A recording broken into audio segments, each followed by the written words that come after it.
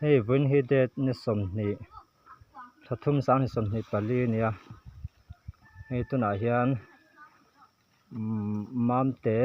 village sanitation ten tunah hian hei khulai kan ti fai mek a aw hi pu eflering liana kan sanitation president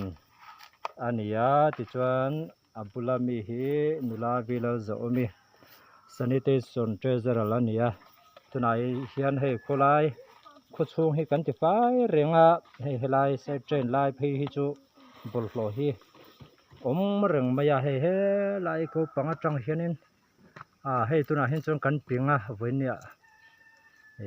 kan pin hma khan chuanin ar hi an lo thai thla hna thil engemaw hi renga kan ti fai jing khop mai tichuan hei tunah hian ti hian khuchhung hi kan ti fai mipui khawtlang mipui te pawhin an zawm tha he toina hriat a hei min support tha em a ti hian thei tu pin hma kan la a choi kham lampangah hian chuan mani hna tul te a awm thin awangin zingkar te hian kan han khawia a voini tak hi chu inrek a kha nia a kan vc te zara ti hian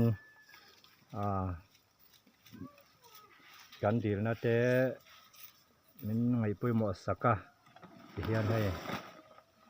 kan thok mek ani kan zo lek lek tua khuchhung pawh fai tha khawp mai ti hian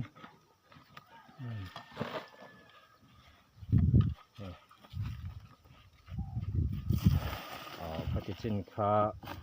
voin tan chuan ni phut sela